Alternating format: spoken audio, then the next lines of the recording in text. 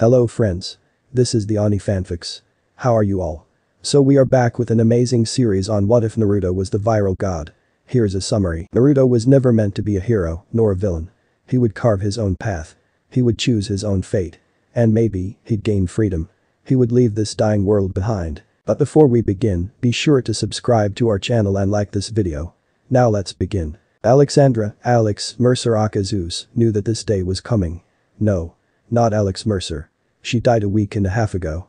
She was just a creation of Mercer. She was simply an eldritch abomination. Neither living nor dead. She did not bleed. Bullets merely passed through her or bounced off her form entirely. Not even the clothes on her back were real. Just biomass molded and shaped to resemble clothing. It'd be more accurate to call her in it. She looked to a mirror on the helicopter's dashboard. A gray hood concealed a majority of her head. She could see dark brown hair under the hood. Blue-silver eyes stared back at her. They weren't even truly her eyes. She looked away, back towards the aircraft carrier, where she had just consumed both of her greatest enemies yet. The Supreme Hunter, the evolved form of the parasite that once plagued her. It once referred to itself as an intelligent cancer. Then, the leader of Blackwatch, General Peter Randall. She smirked then, an odd sight for someone like her. Consuming someone granted her their memories, skills, everything that made them was stripped from their very soul. Though she might be exaggerating about the soul part considering she was essentially just a colony of blacklight cells formed into a single entity. Randall, in a last-ditch effort to eliminate the virus that very nearly overtook Manhattan, had obtained a thermonuclear device and had planned to detonate it in the heart of the city. Everything would be annihilated. Including Dana. Her sister, or was she? The one thing that tied her to the life she once thought the lead. She had helped her so much. Then the original Mercer committed an atrocity that would never be forgiven. She released the Blacklight virus. A bioweapon capable of horrifying damage. A nuke might reduce a few mile radius of land to an inhospitable crater and spread radiation around for a few more miles. But a virus.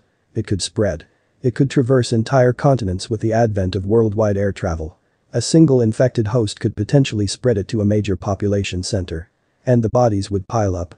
Blacklight was unique in that it was entirely impossible to create a vaccine for. Mercer had spliced the genetic code that offered the common cold, its immunity to every attempt to cure or vaccinate, into the Blacklight virus. With no vaccine or cure option available, the armed forces would be forced to euthanize infected. Obviously, some people would be opposed to that, dissent would blossom into existence, eventually metamorphosing into outright hostility and violence. The military would fighting a two-front war, killing any infected in an attempt to prevent any more spread of the disease, and then there would be the resistance effort. The soldiers would likely break under the duress of being forced to kill their own countrymen, and eventually, society would collapse entirely, anarchy would reign. And the virus would spread further still. Until nothing remained but corpses. Genius. But it was not meant to be. The virus was released on domestic soil. And nearly everyone in Manhattan would die because of it. She was the virus. When Mercer had broken the vial containing the Blacklight virus in Penn Station, it entered her body through the bullet wounds in her chest. Mercer's fresh corpse was consumed nearly instantly, every cell, every tissue, even the bones were broken down into their basest components, biomass. But there was no more time to reminiscence about the past, she had arrived. The plan was simplicity itself. Drop a nuke into the Atlantic Ocean a few miles off the coast, then get the fuck back to Manhattan, and hopefully, she would get to watch the fireworks. She gently pulled back on the control stick until the helicopter came to a stop. She glanced down at a small lever with a blinking light above it. Cargo release was written underneath it in a rather annoying shade of bright orange. She thumbed the lever and the nuke was dropped into the sea below. Time to get the hell out of here, thought Alex. She jerked the stick and the helicopter was immediately turned away from the nuke and he headed with full speed back towards Manhattan. She glanced down at her wrist. She had taken a digital stopwatch from one of the many dead soldiers back at the carrier. It read 0:36. 36 seconds left until detonation. She could see the carrier on the horizon. 22 seconds. The Empire State Building was visible now. Its spire-light blinked red, slicing through the dense fog. 12 seconds. She wouldn't make it to a safe distance. 5. She would die here. 4. She'd never get to see Dana again. 3. No. It didn't matter. She'd never accept her for what she is. 2. She is a monster. 1. She deserved to die. All Mercer knew then was a bright light, an unbearable heat, and the strange sensation of feeling her entire body liquefy under all the force of the sun. Manhattan, Battery Park. The mushroom cloud was visible to all in Manhattan. The fireball lit up the night, brighter than the sun, the moon, and all the other stars in the sky combined. A reporter hurriedly snapped a photo of the cloud. It would make for an excellent front page photo. A mother and her children stared, awed by the light and the sound. The priest looked to the cloud and uttered a fearful prayer for all souls in Manhattan. Elsewhere, the helicopter had crash-landed near Battery Park. Mercer was no more. Just a few bits and pieces of black and red biomass. A crow landed near a larger puddle. In another world, the crow would be consumed and Mercer would be reborn. But not here. Death had other plans. The Shinigami appeared above the crow. Its baleful yellow eyes glared at it. The crow didn't stand a chance. It dropped dead before it could attempt to make a meal of the puddle. The Shinigami's hand, an inhuman pale gray, made contact with the puddle. It was swiftly turned into a simple black and red orb. It resembled a marble in appearance, with an odd red aura surrounding it.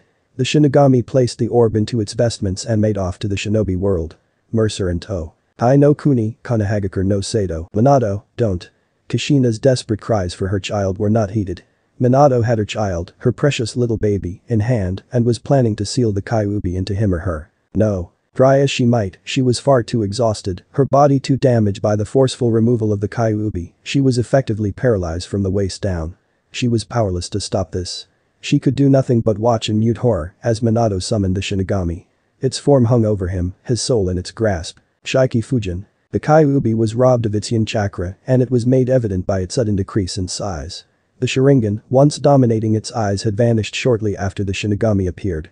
Fear was now evident in its crimson gaze. Fuin. The Shinigami's hand impaled Minato then, depositing the yin chakra in his body. It then rushed towards the Kyuubi. Minato slumped forward, his soul ripped from his body. His face was skeletal, his skin morphing into a pallor that one would find on a months-old corpse. The soul was then consumed by the Shinigami, a noticeable blue light shining through its throat. The hand grasped the Kyuubi fully then, a seal coming into existence on Naruto's stomach, and the dark red yang chakra of the Kyuubi was now being siphoned into it. But the fox would not go down without a fight.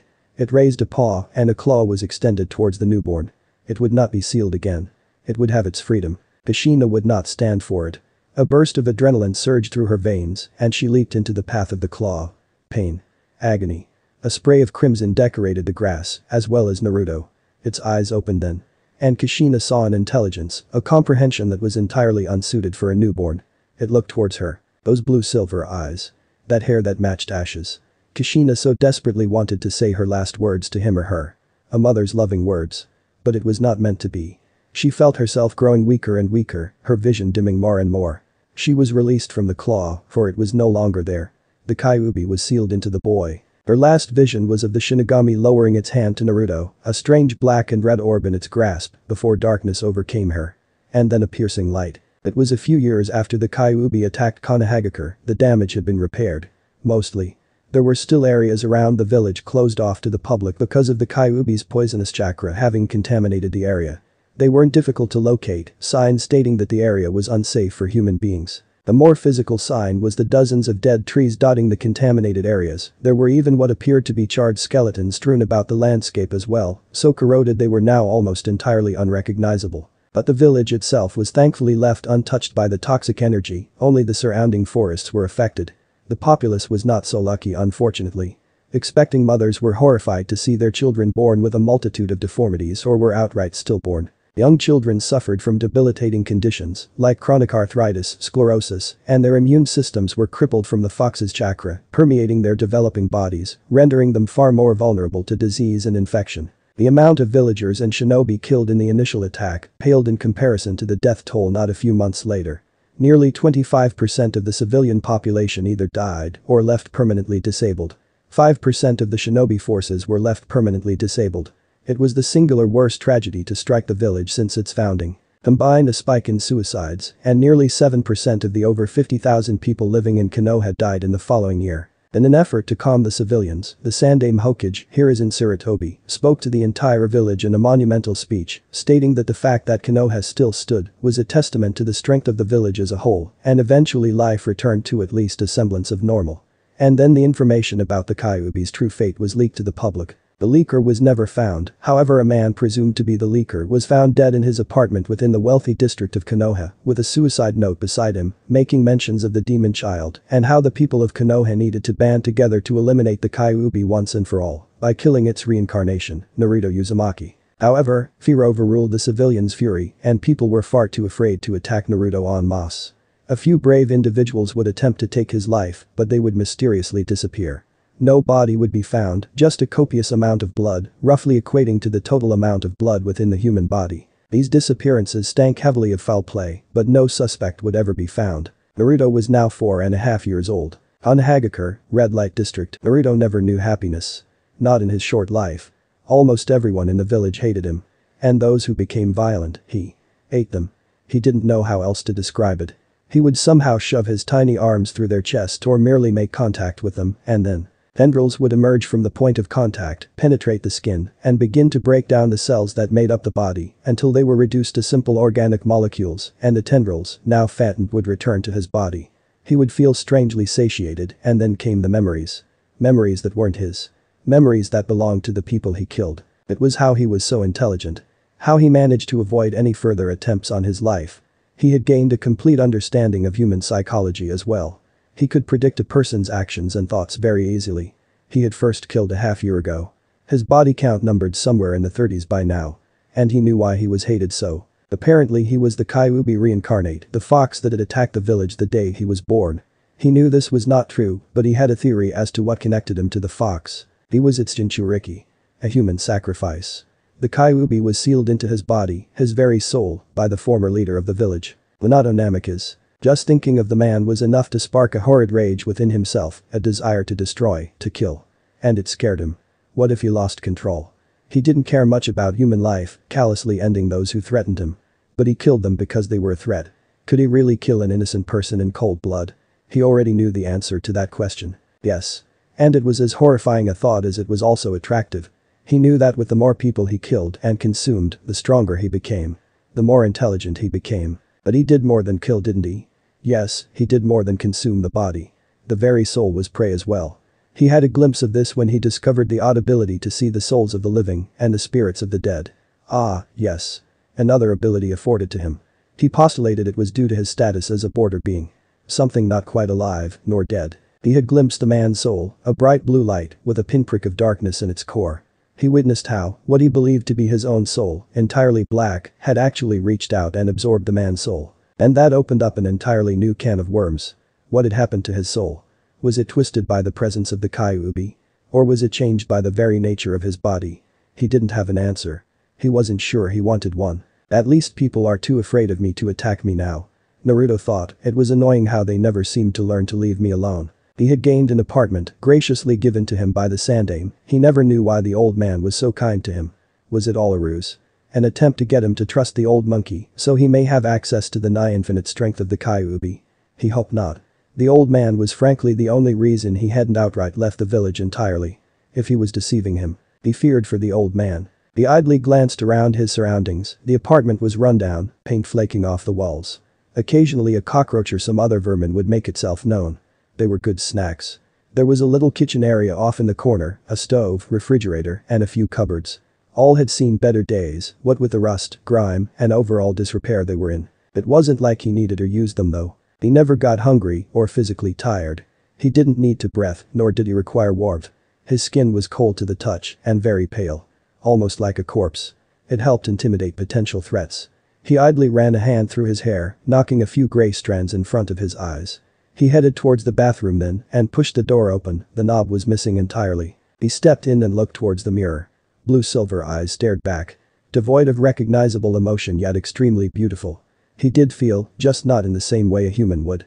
The processes behind emotion were like night and day in that respect. He wore a simple white hooded jacket, intentionally large for his young age, in order to hide his body's features, as well a black bubble vest. His lower attire consisted of black jeans, as well as simple black urban loafers. He turned back facing the mirror, his head was oriented towards the mirror.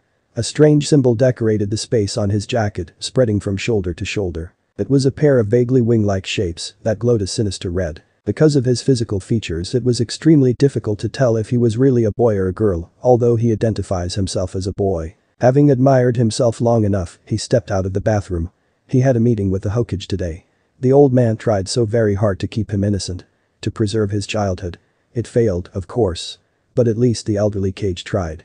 That was a hell of a lot better than most people he knew. He moved towards the door that would lead to the hallway and eventually descended down the stairs. He lived on the top floor, the center room. The entire complex was abandoned ever since he moved in. Its former residents all signed out once they found out they were sharing living space with a demon child. Naruto often fantasized about hanging them with their still warm intestines. He exited the apartment building and immediately headed towards a manhole. He opened it, the heavy cast iron disc weighed nothing to him. He dropped down and summoned a few tendrils to close the manhole. The sewers were like a second home to him. No one ever dared to descend here. The smell was nauseating and it all too easy to slip and take an unwilling bath in at least a few feet of human waste. And it was dark, there was no artificial lighting, leaving the tunnels practically pitch black. The smell didn't affect him in the least. And he can see beyond the spectrum of visible light. He felt the structure of his eyes change and the darkness was soon replaced by a vision of blue and red. Infrared. He thrived in environments like this where his prey had no hope of ever seeing him coming. A few red blobs darted in and out of sight in the distance. Rats. It took less than 5 minutes to get to his destination. He climbed the ladder, lifted the manhole cover and crawled out. He replaced the cover. He could see the Hokage tower now. He had a preferred method of entry. Hokage's office. Hiruzen Sarutobi was currently battling his most tenacious foe. Something more powerful than all the Biju combined. Something more intelligent than the entirety of the Nara clan. Something more resilient than all the mountains in the world. This eldritch foe's name? Paperwork. He signed and stamped at a blistering pace, little more than a blur to the average human's eyes. Yet no matter how he tried, no matter how valiantly he fought, the stack grew and grew in size. He wouldn't last for much longer. An idea came to mind. Page Bunshin no Jutsu. 4 identical copies of the Sandaime poofed into existence in a cloud of white smoke. Together they would defeat this enemy of all cages. In less than a few minutes all the paperwork was vanquished. The clones disappeared and Hiruzen raised a hand to his forehead momentarily in an effort to alleviate the slight headache produced by the memory feedback. And then he realized, with a horrified and dumbstruck expression, that more paperwork was on his desk. How? His elderly mind screamed. How had that damn paperwork sneak up on him? He was torn from his misery by a sudden thud near the window. He immediately leaped into action, taking a taijutsu stance before the intruder could surprise him. He never noticed Naruto until it was too late. Boo. The girlish scream tore its way from Hiruzen's throat as he whirled behind him. Naruto's ever-stoic face was there to greet him. He screamed again. And proceeded to trip on his feet. His head roughly bounced off the hardwood floor. Naruto's face made itself known again, he was kneeling over his fallen body. Are you alright, old man? Oh. Should I get a medic nin? Damn. How am I going to get him up? Oh wait, there is that weird orange book he hides in his desk. Naruto picked up a strange book and read the cover. Icha Paradise. Co-ed loving. Curiosity overtook him and he opened the book up. He was not pleased at what he saw. Far from it. Who the hell reads this crap? It's just pure smut. Where's the story? Where's the romance, the drama, the tragedy? Wait, who the hell wrote this anyway? He turned the book around and glanced at where the writer's name was. Jiraiya. At that Hiruzen stirred. Naruto looked back at him. He had managed to get back on his feet, though he was now nursing a bump on the back of his head. He looked towards Naruto and his face twisted into a rather comical expression of anger. Naruto, how many times have I told you not to sneak up on me? The shout was powerful enough to actually shake the tower. Many secretaries and Chunin were convinced that an earthquake had just happened. Naruto idly stuck his pinky finger into his ear, wiggled it around, and eventually took it back out, wiping it off on his jacket. Let's see, to date. Around 468 times. I didn't mean literally. You know how bad I am with sayings. That's not the point. Meh. Besides, it was funny seeing such a great and powerful shinobi scream like a prepubescent schoolgirl. Hiruzen's cheeks flushed then. Anyway, I believe you called me here. Hiruzen blinked. The blush died down. He sat down, steepled his fingers together, and adopted a serious expression on his face. Yes, I did, Naruto. I want to discuss the possibility of you joining the shinobi forces. Naruto's eyebrow twitched once. Again with this? Wouldn't I be unfit for service, what with my sociopathy, violent tendencies, and overall low sanity? Hiruzen sighed then. Naruto, you're not insane, you're just troubled. Naruto frowned. Yes, of course. Because butchering and eating people only counts as troubled. Hiruzen adopted a sad expression then. He had failed in keeping Naruto a child. And what a failure it was indeed. Here was a child, with all the issues a war veteran suffering from PTSD would have. It wasn't right. The guilt often kept him up at night. Naruto sighed. Old man, I can't be fixed. You know that. And I don't blame you. You tried your very best. Even risked your position once. I can't ever thank you enough for at least trying. I'll join. Hiruzen's eyes widened. What? Just like that. Naruto's eyes suddenly narrowed then. His faintly glowing blue eyes rooted Hiruzen in place. On one condition. You tell me everything about my past. My parents, why everyone hates me, everything. Hiruzen's eyes widened even further. They resembled two sake saucers. Naruto. Are you sure? I kept your past secret from you so I could protect you. So I could prevent any more damage to you. The truth. It may very well scar you for life. He was obviously worried. He was willing to tell Naruto. Naruto's gaze hardened. How can I be scarred any further? I'm made of scars now. Hiruzen winced none too subtly. Okay. I'll tell you. But not now. Naruto gained an expression of slight anger. When? Once you graduate. Naruto calmed. Alright. I can deal with that. How long will academy last? You'll be 16 when you graduate. Assuming you don't fail. Okay. I'll wait until then. But you are going to tell me everything. Naruto turned on his heel and walked towards the window. Opening it and leaping towards his apartment. I'm getting far too old for this shit. Hiruzen grumbled once, then proceeded to grab the Icha book. He opened it, having dog-eared a page. Perverted giggling filled the office. Oh ho ho ho. Aya. You're a naughty girl. Naruto landed a few feet away from the entrance to his apartment building, a deafening thud, and a few fragments of concrete flew away from his impact site. He walked towards the door, opened it, and headed towards the stairs.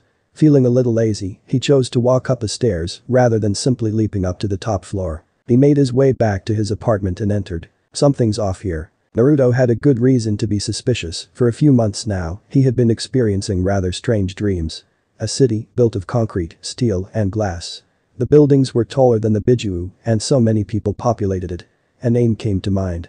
New York City. He had no idea where these memories could have possibly came from. There was no way they could have belonged to one of the many people he killed. And now, he was seeing things. Ghosts. More memories. He didn't know. He could make out a feminine figure. She was transparent, but he could make out a skin tone. It was similar to his own. Short, somewhat spiky dark brown hair adorned a heart-shaped face. She was slender and wearing a black cropped jacket with a deep V-neck. It exposed some of her midriff. She was wearing a cropped wool shirt underneath the jacket. A denim short skirt and skin-tight black stockings made up her lower attire. Footwear consisted of red and white sneakers. She appeared to be conversing with someone. A figure came into existence a few feet in front of her. Also female yet older, early to mid-20s. She wore a button-up white shirt with a protruding collar kept partially buttoned, exposing her rather large assets, a plain gray hoodie, and a black leather jacket with a red interior, 2 horizontal white lines on each sleeve, and a red tribal design on the back. She also wears plain blue jeans and black shoes. Who were these people? They were from those strange memories. What were their names? He strained to remember, but was interrupted when their conversation suddenly became audible. The younger woman was heard first. Looks an awful lot like a college student these days, not bad for 55 years old. The older woman spoke next. Hope Idaho was an experiment. The younger woman was taken aback by that. How could you possibly know that? The people I've killed. They're in me. I can hear them. See the things they've done. She was walking away from her towards the end of that sentence. The younger woman had stepped forward, grabbed her arm, and turned her back towards her. What the fuck are you talking about? The older woman gained a slightly crazed expression then. I can understand it all. I'm supposed to do these things. It's right. I can feel it. She had stepped closer and closer to the younger woman, and in turn the younger woman backed away until she couldn't any longer, slightly bending over something Naruto couldn't see. Her face was twisted in slight fear. Find Ragland. And ask him about McMullen. The older woman stepped back, aware of what she was doing. She reached out in an effort to comfort her.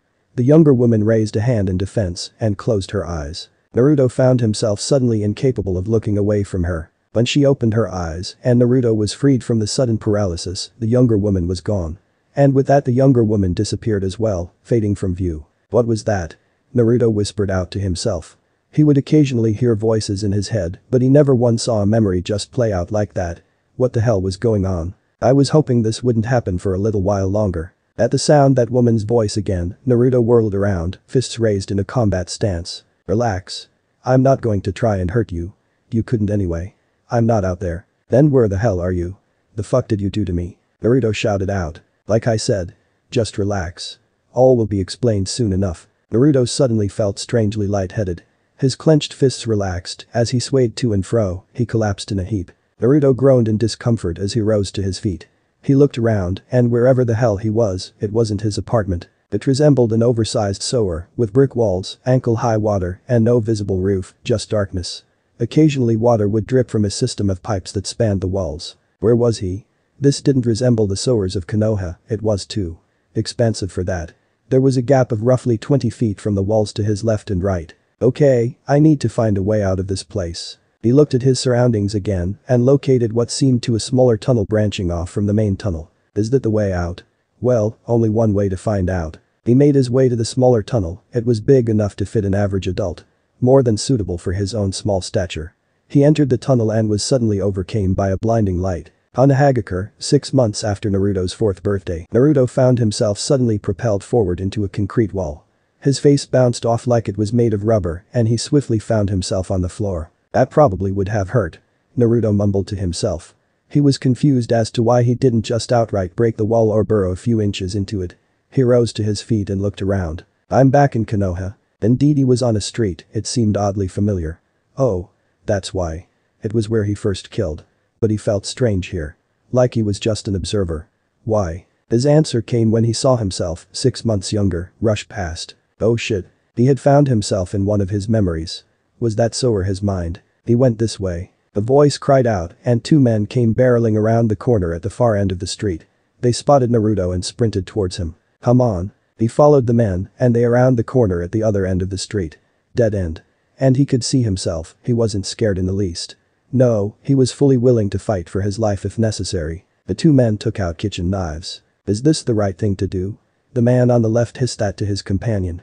The man on the right gained an angry expression, but it couldn't quite mask the fear in his eyes. Of course it is idiot. If we kill this kid, we get to be hailed as heroes. But. No buts. We do this now. The man on the right suddenly rushed forward, knife drawn back, aiming for Naruto's heart. But he never struck. Naruto dodged at the very last second, and instinct forced him to respond in kind to the attack. He lashed out with a small fist. And the would-be murderer's skull caved in.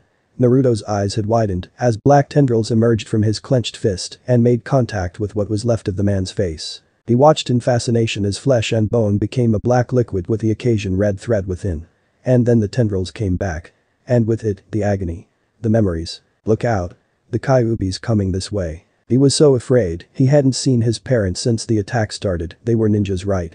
They could beat this fox, couldn't they? He looked up and beheld the terrifying visage of the Kyuubi. Its teeth were fully visible, each roughly the size of an adult. Its lips were pulled back in an enraged snarl. Then its eyes made contact with his own. The fox's eyes were red. With a slit pupil.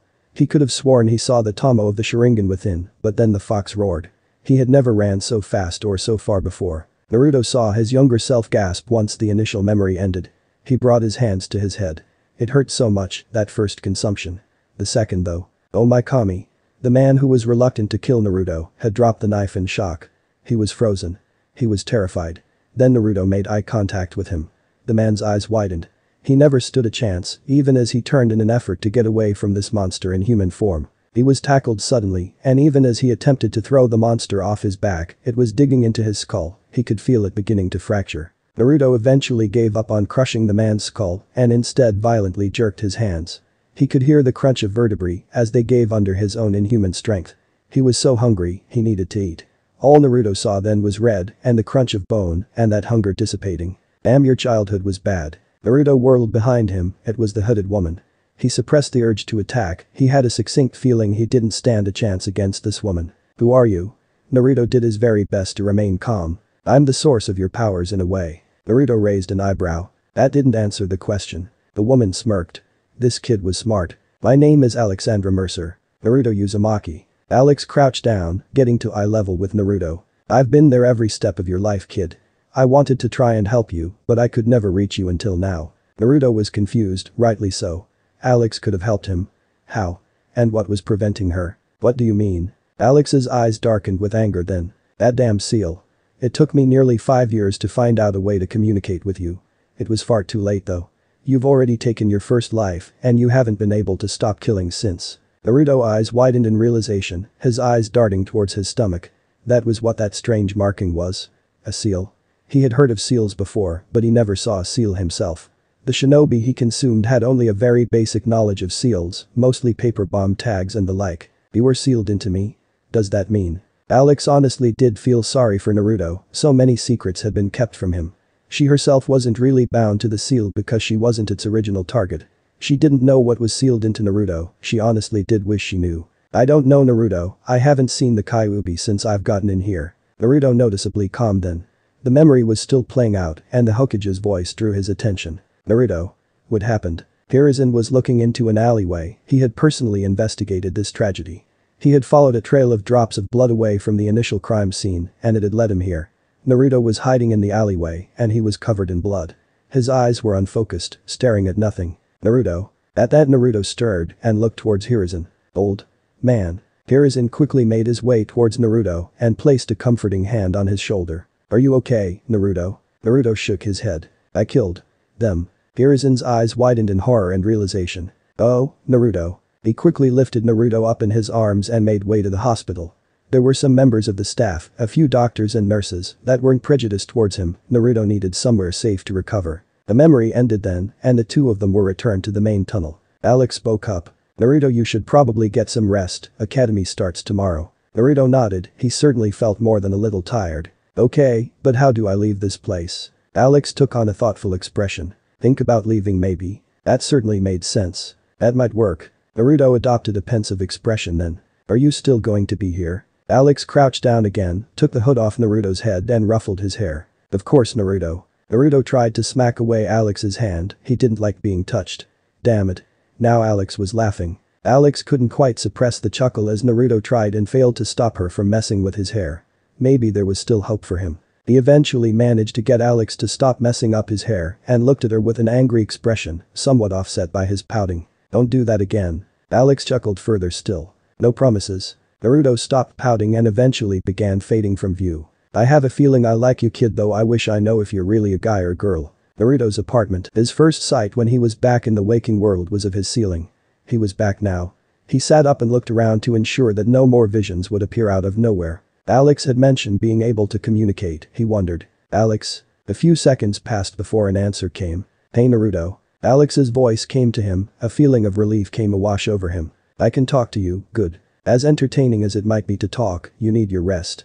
Go to bed. Alright, I'm going. He rose fully to his feet and made his way to his bed. It was, like everything else in his apartment, old and in disrepair. But he didn't care. He got under the sheets, laying his head on the pillow, and closed his eyes. He still had questions about Alex. What did she mean when she said that she was the source of his powers? Did Mercer possess the same powers he did? It seemed likely, the vision that had forced him into his mind had her mention the people she killed being part of her. It was certainly likely. He would have to contemplate these questions tomorrow. It would be a dreamless leap. Naruto awoke around 5 a.m. Academy would begin around 6:30 a.m. He had some free time until he began the long journey of becoming an official Konohinin. He decided to pass the time by asking Alex a few questions about her past and what her life was like. The answers weren't what he expected. Not at all. He learned Alex wasn't really human, much like Naruto, but with a key difference. Alex wasn't human to begin with. She explained how the face she wore and her name weren't hers. They belonged to a scientist, specifically a geneticist specializing in the manipulation of viruses. Alex, or as she was once called, codename Zeus, was in truth a creation of the scientist, a bioweapon she had called the Blacklight virus, or by its strange serial code, DX1118. The way it worked was simply fascinating to Naruto. The virus operated by infecting a host via multiple methods, like airborne viral particles clinging to dust or traveling in water by hitchhiking on other microbes, like plankton or very simple multicellular animals like juvenile shrimp or other crustaceans, or it could travel by blood, burrowing into and controlling red blood cells. When the virus successfully infected a host cell, it immediately forces the cell to activate junk DNA in its chromosomes, sparking a variety of biological changes that drastically affect the cell.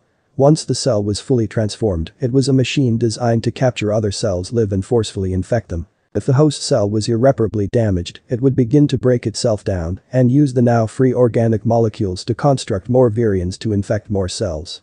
Once a cell was completely dissolved, it would have made up to 1,000 virions out of its own body. An average person would be in critical condition within half an hour.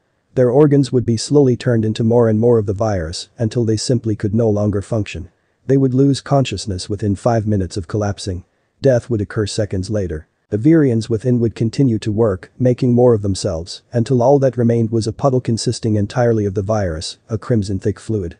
They would eventually move on, either by being caught on a passing dust particle or having the entire viral super colony make its way to a water source, such as a river or lake. The ones having hitched a ride on air currents may find themselves suddenly inhaled by a living thing, where the process would begin anew.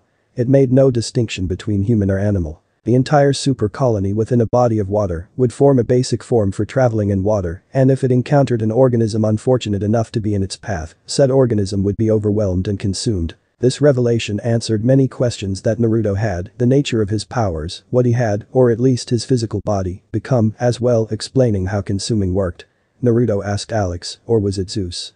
What exactly she was then, the answer was rather shocking. Alex had explained that she's essentially a viral super colony having gained sentience. Because of the unique conditions in which she had consumed the original Alex's corpse, it meant that she had fully transformed the body within the span of a few minutes, with the dead and dying cells offering no resistance. It gave her more time to develop. She had estimated that a viral super colony would eventually become sentient within half a century, but because she had a fresh corpse to snack on, it meant that the developing colony could immediately form and begin the process to sentience almost instantly. Zeus, as she refused to be called by a dead woman's name anymore, became fully sentient in 2 hours. That arose even more questions about Naruto. Was he like Zeus now? If he was, then why did he possess a soul, while Zeus did not? How was Naruto even infected to begin with? He had very vague recollection of his early life, but never was there a moment where he could have come in contact with the virus. Or was there? He still hadn't confirmed the Kyuubi's presence within himself, but if the fox was sealed into him shortly after birth, did it affect him somehow? Did its chakra somehow boost his mental prowess beyond the levels of the average newborn? Did he possess memories of birth? There were a few tunnels, near where his mind seemed to beckon for lack of a better term. He knew that those small tunnels led to his own personal memories, so what were those first memories of? It seemed that with every question answered, 100 more came into existence. It was extremely frustrating. And that was something that haunted Naruto. His past was shrouded in so much mystery, and as much as he wanted to pull back the curtain, he felt that what he would see would be more damaging than everything he had already experienced in his young life. But the time for contemplating was over now. The alarm clock, relatively new since he had stolen it from a random civilian, began ringing incessantly. He suppressed that urge to break it. He really needed to get better at controlling himself, with a monumental effort. He very calmly walked over to it and proceeded to smash it into broken glass and dented metal. Oops. Oh, well, no matter. The alarm was to warn him that he had half an hour to get to the academy. I've sat on my ass, thinking about shit for an hour. Naruto though incredulously. If he continued that bad habit, his entire life may just consist of thinking. He wasn't a damn philosopher. He decided now would be a good time to head to the academy, deciding to do something a little different to exit the building. Zeus had regaled him with tales of how she evaded the military by using the architecture of New York to her advantage, defying gravity by running up sheer vertical walls, ducking in between buildings to confuse attack helicopters, and at one point, she had even managed to topple an entire building to flatten an entire block of soldiers and tanks. Unfortunately, the buildings around Konoha were nowhere near as impressive, being constructed mainly of wood with asphalt shingles. If he were to try and land on one of those buildings moving at around the speed of an arrow, he had a feeling that the building would be no more. Oh well. He could always just run there. Konoha Academy entrance, 6:20 a.m. Iruka Yamino was having one of the most pleasant days of his life. He had managed to get a job at the academy as a teacher. Unfortunately, one of the stipulations of his inexperience in the field of teaching was that he needed an assistant. This would have ruffled his feathers somewhat if said assistant teacher wasn't his best friend Mizuki. The two had survived the Kyuubi attack and both lost their parents in the ensuing destruction. Originally he had hated Naruto, much like almost everyone he knew, but then he became a Chunin. He had gained more knowledge on sealing and even learned of a special type of seal, referred to as a storage seal, that was capable of storing objects much larger than the scroll or whatever medium it was drawn on, in such a manner that no extra weight was added to said scroll or medium. He didn't quite know the specifics behind it, and to be frank, neither did the seal artists. They mostly just experimented with different symbols and the like until something useful happened. Most of the time bad things happened, like an explosion or an implosion. More than a few seal artists had lost their lives doing experiments without taking the proper safety precautions. It was one of the reasons the art of sealing wasn't well known. That in sealing was complicated as hell. But when he was informed of the specifics behind Naruto's seal, the hate just vanished. He realized then that he was just doing what everyone else was doing. A vast majority of people did truly hate and or fear Naruto, but there was a minority that was just conforming, copying others to not be ostracized by society. Then people started disappearing. And Iruka felt that familiar spark of fear. The possibility that the Kyuubi was attacking Konoha again, through a mortal medium this time, was more than enough to get him worried. Naruto would begin attending academy today. And Iruka was curious. Was Naruto the monster everyone called him? The missing persons report stopped coming after the 5th person. Was it just a case of people vanishing in a way that Naruto was entirely uninvolved in? Was he just a child, turned a pariah by a village racked with grief and consumed by rage, such so that it would demonize a little boy? Hopefully Iruka would find out. And then the oddest thing occurred. He could hear what sounded like someone was dropping solid stone slabs in a quick rhythm, similar to the footsteps of someone running, and then that noise got louder and louder. Where was it coming from? He soon gained his answer when he saw what appeared to be a young child, dressed rather oddly, in a wide-headed jacket and black bubble vest, sprinting at full tilt towards him, a large cloud of dust being kicked up behind him. He could barely even utter out a cry of "watch out," before the child suddenly digged his heels into the ground and skidded to stop a few feet away from him. There were very noticeable tracks in the concrete leading up to the child's feet. Wah! Iruka spluttered out, entirely shocked at what he just witnessed. The child stood tall now. He was certainly tall for his age, around 3 feet 8 inches. The child raised his head, revealing his face to Iruka. It's Naruto. There was no mistaking that face. Deathly pale skin, thin strangely whisker-like marks on his cheeks, rather cold and unfeeling blue-silver eyes, and being extremely beautiful to the point of it being unnatural. There was also the fact that it was extremely difficult to tell if he was a boy or a girl from looks alone, though he heard that Naruto identifies as a boy. Naruto made eye contact with him. Iruka could never explain what that sensation that came over him was. It was like he was suddenly dunked in a pool of ice-cold water. It felt similar to killing intent, but Iruka could feel nothing from Naruto. It was as if he naturally radiated this chilling aura without even thinking of it. Thankfully, that frigid feeling dissipated. He had observed Naruto slightly twitch beforehand. He apparently had to put conscious effort into suppressing that aura. Sorry about that. I was a bit too focused on getting here. Naruto's voice was unchildishly flat. There was no inflection or tone difference. It was as though an automaton had spoken then. As well as it sounded neither feminine or masculine. Swallowing, Iruka opened his mouth to speak. It's okay, Naruto. I really should have been paying more attention. A nervous chuckle ended that sentence. Naruto's eyes slightly narrowed then, sending a sudden frigid spike up Iruka's spine. Yes. You really should. Iruka felt rather awkward. He had been informed that he would be Naruto's teacher. He was beginning to feel a little reluctant taking this job now. Right. I'm going to be your teacher, so if you want, you could follow me to the classroom. Naruto's eyes thankfully unnarrowed at that statement. An expression of what may have been curiosity decorated his face. Really? Well, I hope you're a good teacher. Well, I am a new teacher here, so. Naruto swiftly gained an expression that Iruka couldn't place.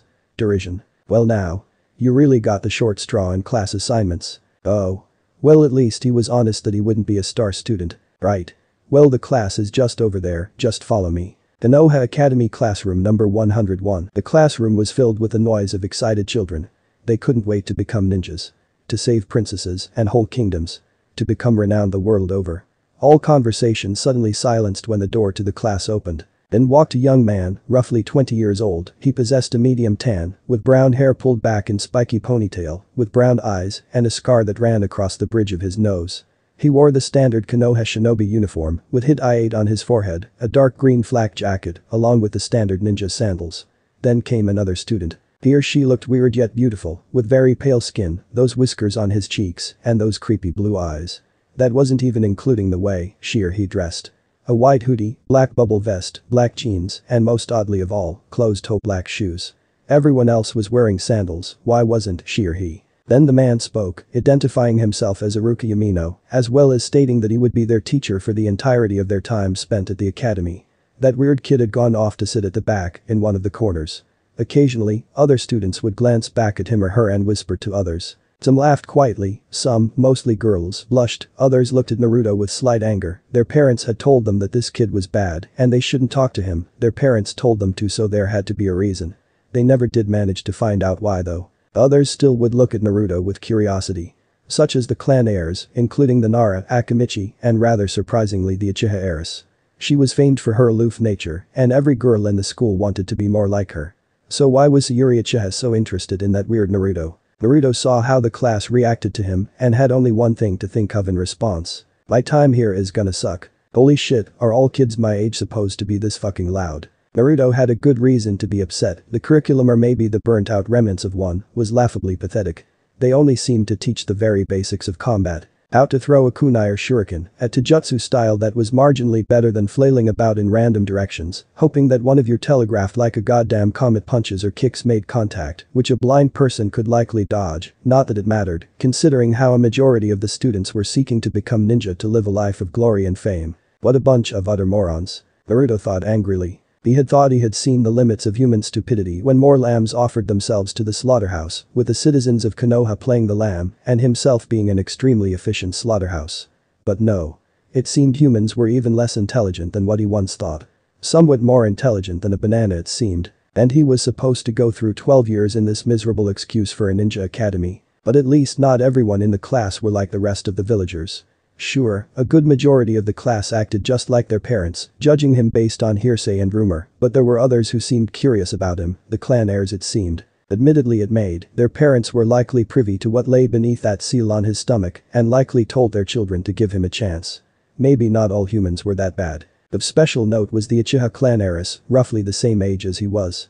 She possessed the typical Uchiha appearance, black hair, black eyes with no visible pupil, and pale skin. She was wearing a black high-collared t-shirt, white shorts, along with dark blue ninja sandals. Her clan was currently in conflict with the Hokage. Rumors had spread of the Uchiha clan, apparently planning a coup. They felt that the village's mistrust of them since the Kyuubi attack was rather nonsensical and seemed to be planning leaving Konoha after making sure to raze it to ground beforehand. Naruto thought the Uchiha were being rather arrogant. More so than usual. A single ninja clan taking on the rest of the Konoha military by themselves. They would be crushed within a day.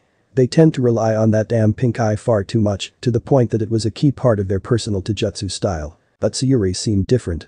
She wasn't as convinced that if the tensions were to escalate to violence, that the clan would stand a chance. Her mother seemed to share that sentiment. Another clan heir that sparked his own curiosity was Shikamaru Nara. He resembled his father heavily. The only real difference being his paler complexion. Black hair drawn back in a very spiky ponytail, narrow brown eyes that seemed permanently half-lidded. It seemed the Nara clan's laziness had passed down to its heir. His ears were pierced with silver loop earrings. He wore a long-sleeved gray shirt with the Nara clan symbol on its front. Khaki shorts and dark blue ninja sandals. Next to him was a rather overweight child. He possessed a square-shaped face, brown spiky hair, and brown eyes. He wore a zip-up long-sleeved shirt with a light green upper section covering the shoulders and dark green covering the rest of the chest. Black shorts and black ninja sandals made up his lower attire was black shorts, along with black ninja sandals. He had a slight tan, and spiral marks adorned his cheeks. He seemed to be friends with Shikamaru.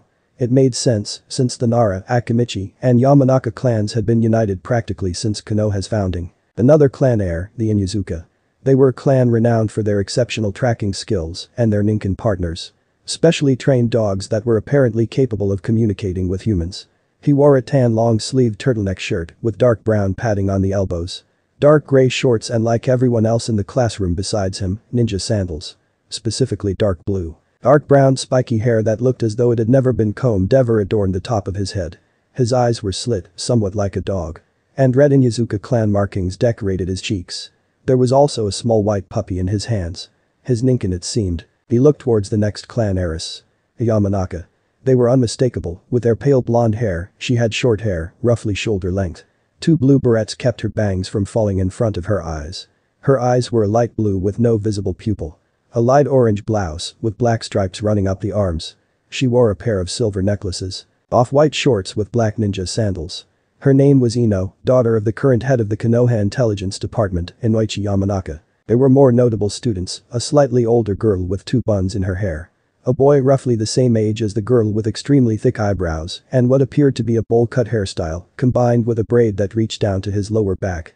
Two Hyugas, one the clan heiress and another who was currently unknown.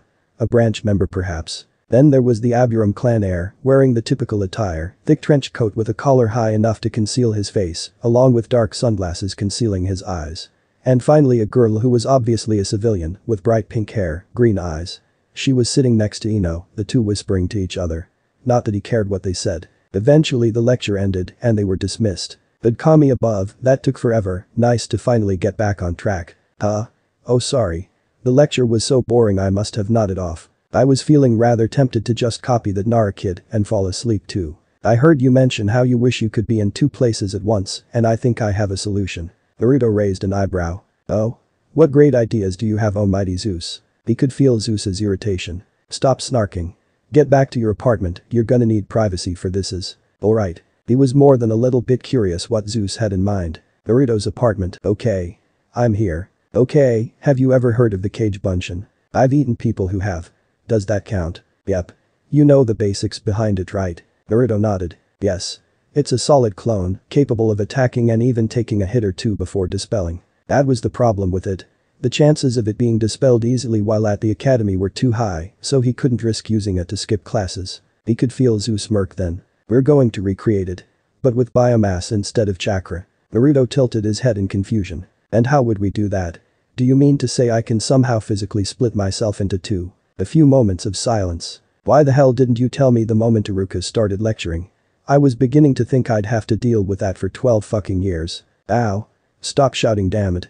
I said the lecture bored me to the point of falling asleep, so how was I going to tell you that? Naruto felt somewhat embarrassed at that, he had forgotten how the lecture had affected Zeus. Right, sorry. He felt Zeus glare lightly at him from within, before she continued with the original point. Anyway, before Mount Naruto exploded, I was going to explain how to do it. And what you can do with it. Okay. Do you mind elaborating? Okay, to split yourself, all you need is think of splitting in half. Naruto eyes widened. That's it. Yep. In theory at least. Great, theory.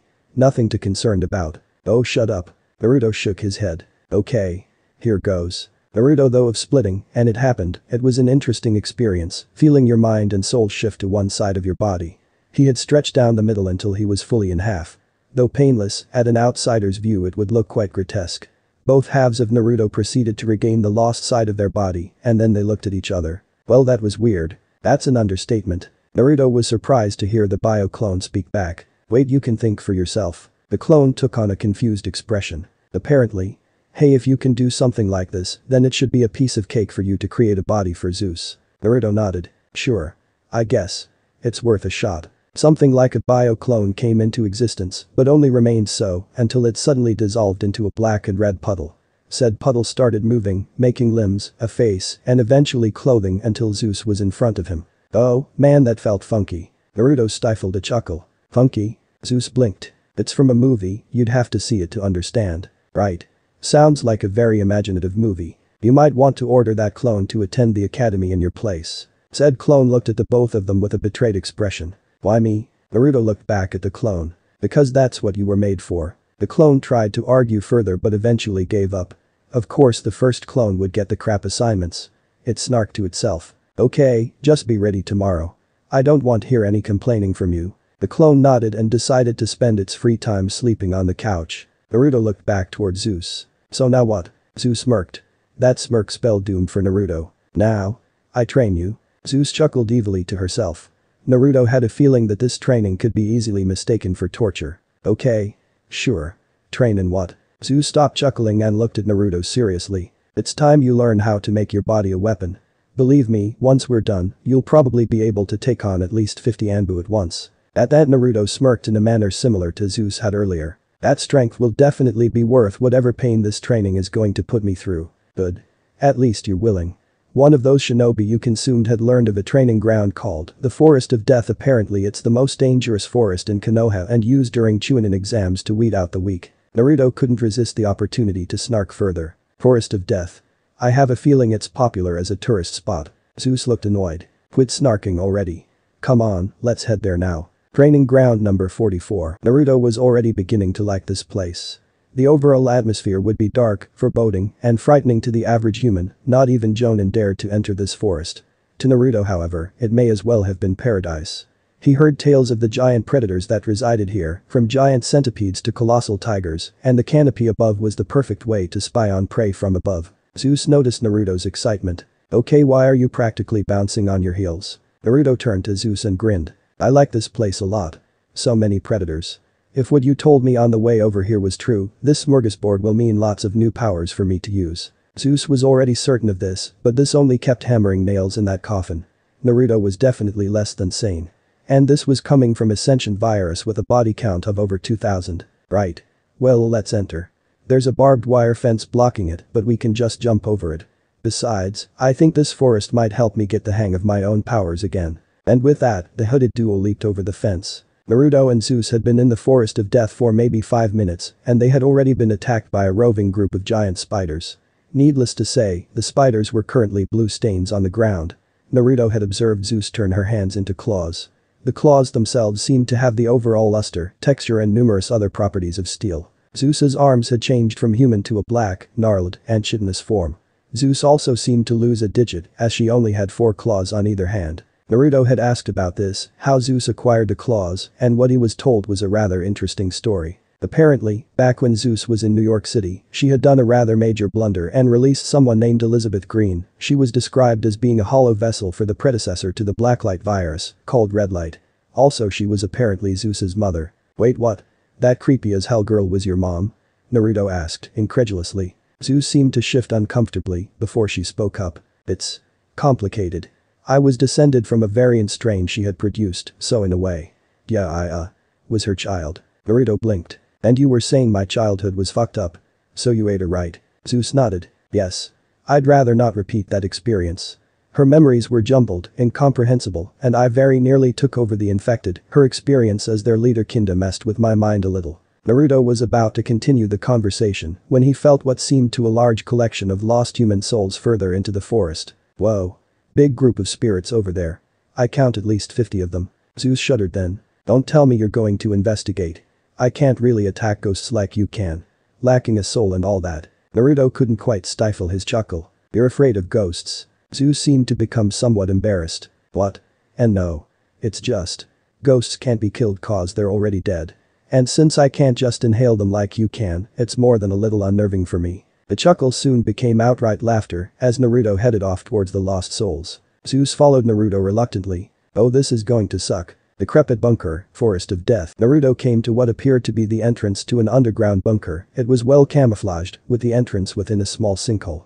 He dropped down and immediately could hear the faint moans of the dead within. This should be interesting, Naruto said to himself. He grasped the wheel on the blast door and twisted. The door came loose and he pushed it open. The smell of rotting flesh and human waste permeated the air. There was a stairway further down, but it seemed the bunker's interior lights had burned out. He activated his thermal vision and headed down. It was very immediate what this place once was, with what appeared to be test tubes, beakers, and autopsy tables with what may have been blood. Thermal vision didn't allow him to see true colors, but it was a minor inconvenience. To his left, there was another blast door, much more reinforced than the entrance door. The sound of footsteps behind him didn't alert him. It was Zeus. Naruto spoke. Former laboratory. The souls all seemed to be trapped behind that door. Zeus clenched her fists. Then let's open it up. Zeus proceeded to grab the blast door, her fingers digging into the solid steel. Once she had a good grip, she tore the door right off its hinges, then tossed the now useless blast door to the ground with a very loud thud. Naruto entered first and was intrigued at what he saw. Cylindrical glass tubes, big enough to house a person, lined the walls.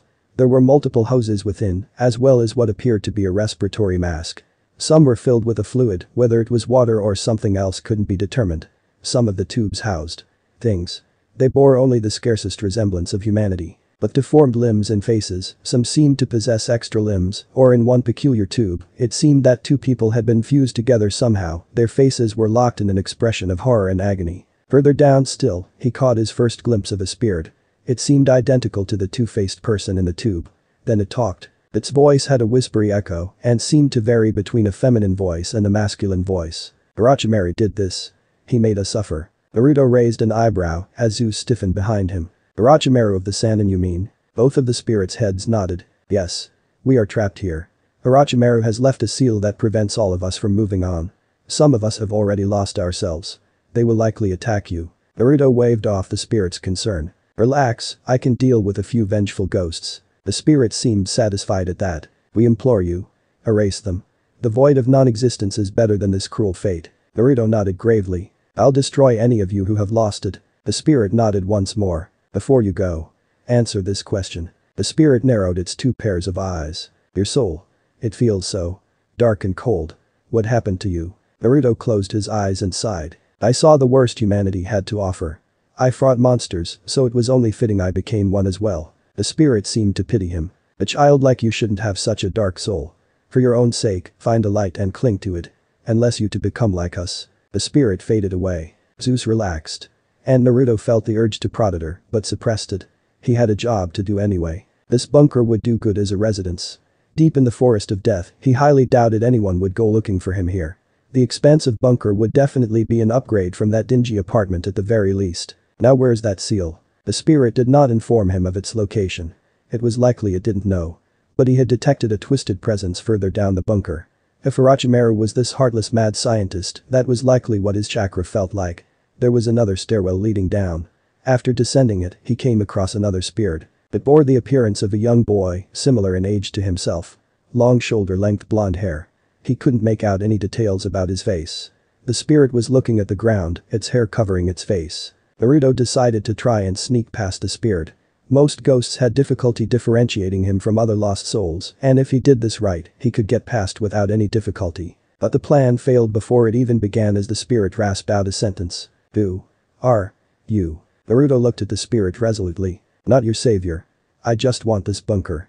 I'll destroy the seal keeping you here, but not out of any goodwill. The spirit seemed to laugh quietly at that. No. Why would you? Only one human has ever shown compassion towards you. But nevertheless, I'll help you. I've been trapped here for as long as I can remember. I want to be free. The spirit raised its head at that, revealing its face. It had a fair complexion. Hazel eye. The right eye was missing, along with a lot of flesh. He could see the entirety of the internal structure of the orbit. The wound was bleeding as well. But the drops of blood vanished before they could make contact with the ground. Naruto wasn't fazed at the boy's face, and neither was Zeus. This seemed to take the spirit aback. I had expected you to cringe in disgust. Naruto shrugged. I've seen and done a lot worse. The spirit seemed to accept that. My name is Akuto. Naruto nodded. Naruto Uzumaki. The spirit seemed to reminiscence at that. Uzumaki. Why does that name seem so familiar? No matter. My past life is a haze, I can scarcely remember it. I know where the seal is. Follow me. The newly named Akuto floated off down the hall, with Naruto and Zeus in hot pursuit. They came to a new series of blast doors. Naruto could feel more spirits on the other side, they felt off though. Those must be the hostile spirits then, Akuto spoke. This door keeps the more violent of us locked away, and they guard the seal. We'll need to destroy them. Naruto took on a combat stance. I can handle myself. Not the first time I've dealt with vengeful spirits. Just let me take care of it. He spun and kicked the right door. It flew off its hinges and embedded itself in the opposite wall. He could see a strange seal on the leftmost wall, it glowed a bright purple. It consisted of a circle, broken in 3 sections, along with 3 tomos in the circle. There were multiple spirits hobbling around, at least 6 of them. All were deformed in some way. One had its mouth gone, with a throbbing growth in place of it, teeth were jutting out in random directions. Another seemed to have been skinned alive, he could very clearly see exposed muscle, and the joints were visible as well. Yet another may or may not have been female, he couldn't properly tell since where it seemed to possess an overall feminine figure, with full hips, a narrow waist. The chest was flat, or to be more specific, there wasn't really a chest. All the flesh seemed to have been stripped away, leaving the ribsage along the organs all visible within. He didn't have time to observe any more of the spirit since one leapt at him, a piercing shriek erupting from its lips. It never got a chance to try and attack, since a strange black smoke was ejected from Naruto's open palms and latched onto the spirit. It gave one last cry before it was suddenly torn in half, and the smoke returned to Naruto's palms. He ducked a wild swing at his head before latching onto the attacking spirit's arms and tearing it off. The spiritual arm was swiftly engulfed by Naruto, and the screaming spirit was finished off by him tearing its head off. Akuto seemed to spring into action, flying towards the feminine spirit and punching it square in the chest. His fist continued through to emerge from the hostile spirit's back. The spirit went limp before suddenly bursting into flames and burning away to nothing. Akuto was blindsided by the spirit with no skin and was struggling against it. Naruto came to his rescue and crushed the skinned spirit's head between his palms. 2 more left. The 2 surviving spirits never got a chance to attack as the two-faced spirit returned, placing its hands on the 2 spirits' heads. They combusted away. Naruto relaxed. Well, that was exciting. Nice moves, Akuto. The blonde spirit nodded. Zeus, who hadn't involved herself in the skirmish on account of being effectively useless, spoke up then. That was a little hairy. I really need to find out how to attack spirits if this becomes a regular thing. Naruto waved off her concerns. Nah. Most spirits usually just sit there and whine. It gets annoying, sure. But eventually most spirits usually just move on. The two-faced spirit spoke then. There is the seal that keeps us bound here. I do not know how to destroy it, but I believe the power of Naruto's soul may overload it. Naruto blinked. Wait, so you want me to risk my very soul to destroy this thing? The two-faced spirit nodded. It may be the only option we have. Please, we beg of you.